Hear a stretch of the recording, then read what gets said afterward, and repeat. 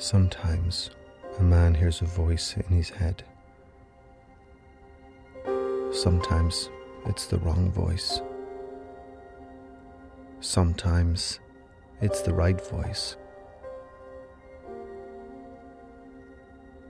Sometimes it can send you on the greatest mission of your life. And what a mission that was.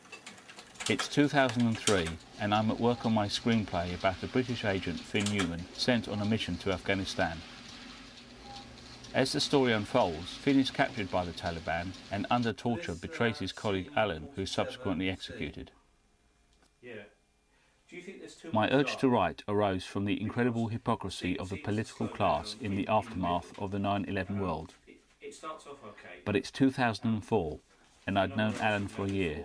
Was it a screenplay that he'd want to direct? We spent the next few months asking many questions.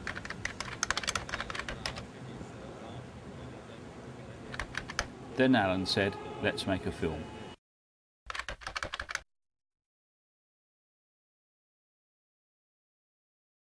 Because we could only make the release around our spare time, we devised a 2-year plan to shoot and edit our film. On top of that, we had to organise wardrobe, gather props, do recce's and rehearsals.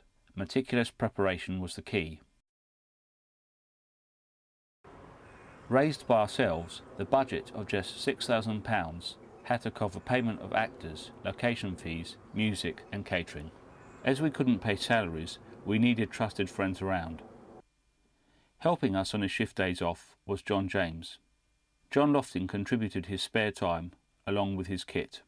It was good to see Karen again. She gave us her weekends and took leave from her day job. Making the release would be our most ambitious film yet.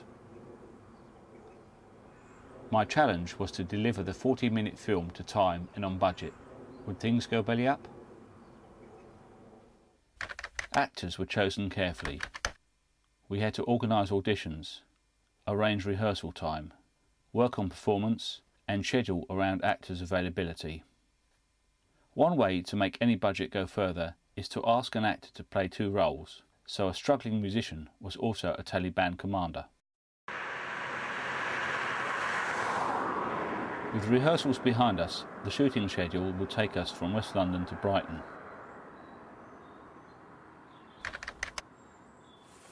Yeah, it's 7:15. People will be arriving soon. Got a few concerns. It's not until we start filming that I'm going to know whether the actors can deliver or not. It's not until they're under pressure, and so are we, that we're gonna know. So hopefully they gel with the crew, they gel with each other. I had a bit of bad news last week when I phoned one of our actresses up. She had been involved in a quite nasty hit and run accident. We've had to rush around this last week recasting her part. I think the one thing I've learnt most of all over the last year making this film is that you can work on the script as much as you can, and you can cast the actors, you can get the locations and the props, but once I call action for the first time this morning, it's all going to be about keeping the balls in the air, really.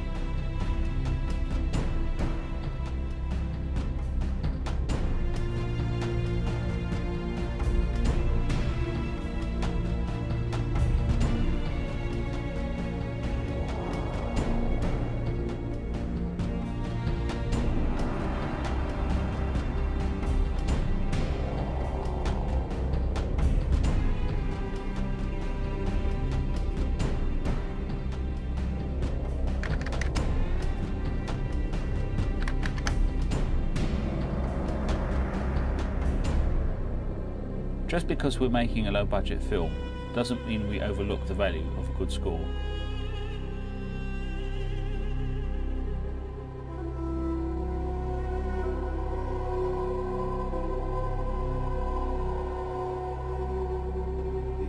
drone note is struggling to come through.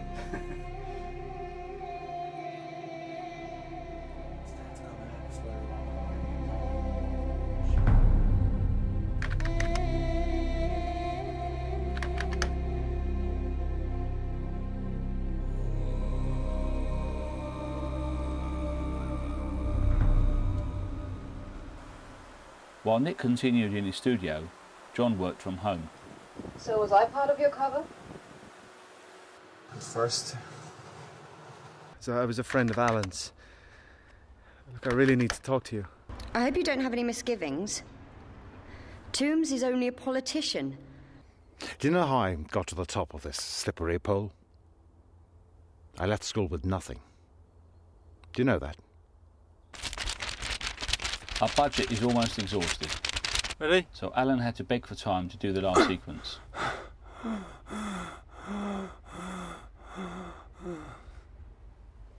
Cut.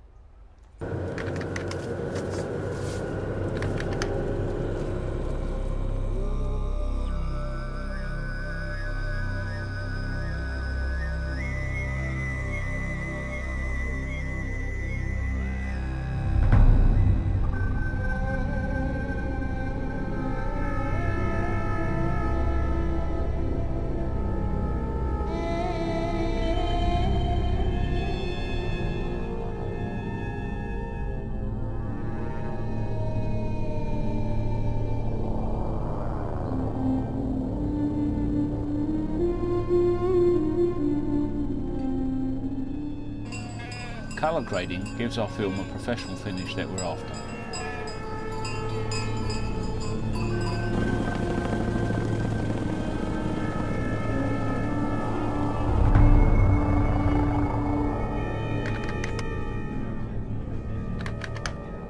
It's the first screening before an invited audience. I'm delighted that we completed on time and on budget. But our real work is yet to come. Without finding a distributor, the life of our film will be short-lived. Right now though, whether it's a Hollywood blockbuster or an independent feature, you still want the audience to turn their mobiles off.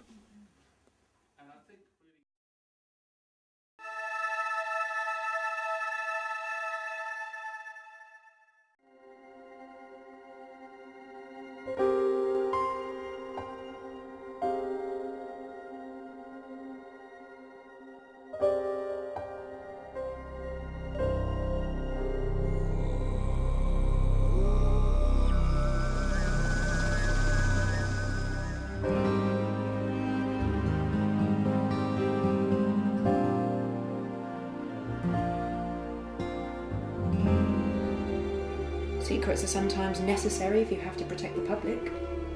Alan always said you should never let them destroy you.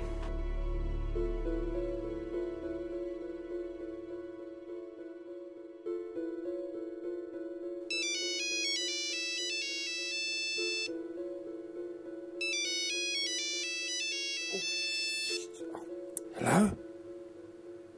Who? Oh, Mr. Spielberg.